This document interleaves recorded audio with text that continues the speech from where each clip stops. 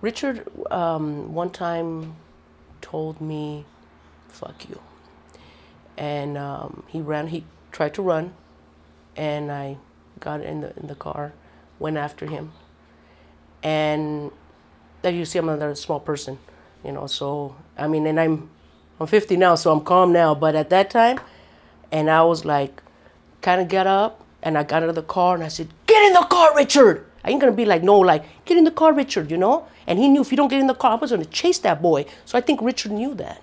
So it's like, well, fuck you. Or before he said, well, fucking, I said, get in the car.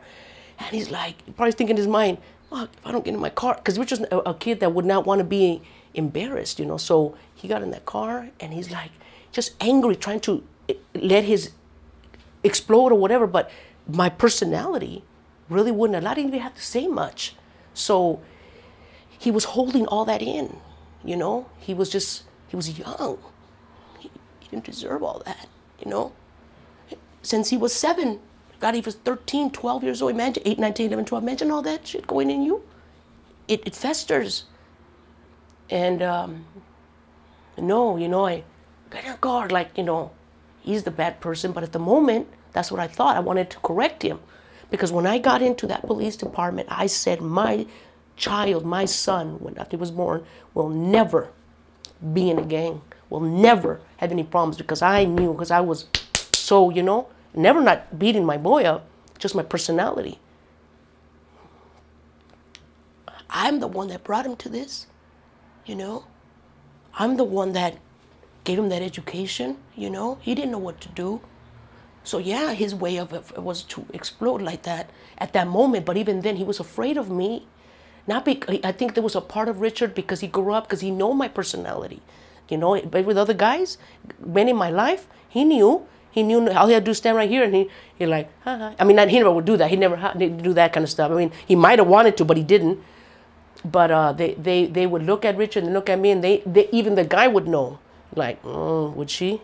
You know, so they always had that thing. And then knowing martial arts didn't really help, because they were thinking that she would kick my ass. But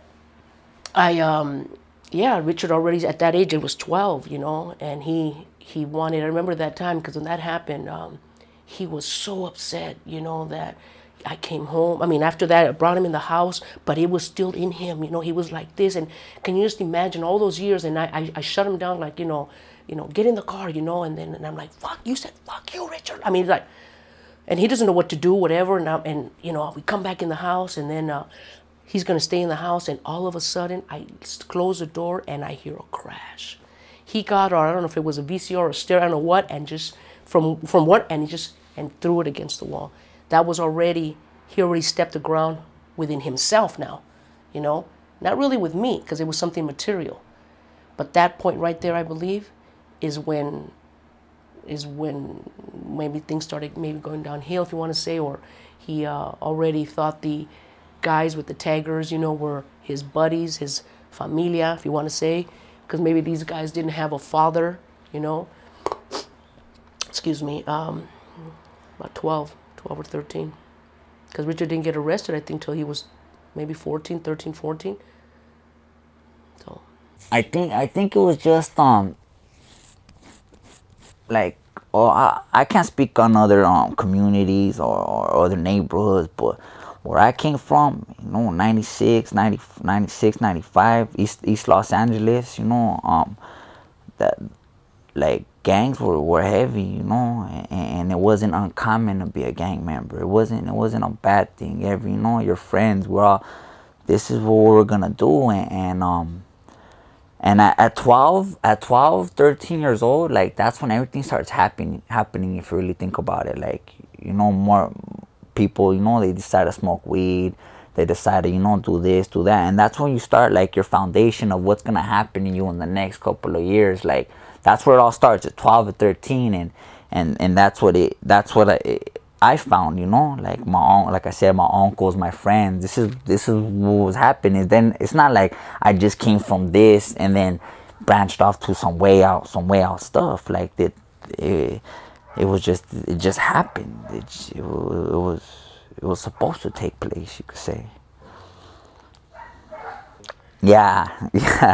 My uncle not glorified it, but like my uncles, like, they were like, see, my mom had different relationships, right? So like these fools would just come, you know, they would just come and go. But the ones the men that stood in my life were my uncles. Like, no matter what, those were my uncles, and those were my father figures. You know, all these dudes come and say whatever they want, but it really didn't matter because my uncles were the solid ones. My uncles were there from the beginning, and my uncles were there, you know, me growing up, and my uncles were going to prison. My uncles were getting high. But so like they didn't intentionally glorify it though, but I just think at that time, like, they didn't really see, like, if I show my nephew this, you know. And I remember one time my uncle got out of prison. He had just got out, and he came in, he had his state pants on with his state boots, and he rocked them like it was the shit to do. And I remember they had free lunch. It was a summer because I was on summer vacation, so I was at my grandma's, and he pulled to my grandma's. And he slapped on his pants. He was like, try these on, mijo. And they were the state pants. He was like, and he's the one, like, he groomed me. Like, I remember him telling me, like, well, you know, on the white t-shirts, like, you know, if you're gonna wear white t-shirts, how we do it, you don't get them chafa ass or whatever. You know, you only get the best. You know, and that shit stood with me. That shit stood with me, and it's like. And I remember going to the park and, you know, getting my free lunch with them, you know, walking to Montebello Park and wearing them state pants, and, you know, and after that I was like, well, you know, this is, you know, you just got a joint, healthy, you know, it's freaking little youngsters looking at them. I'm like, hey, this is the shit, this is the best thing I've seen.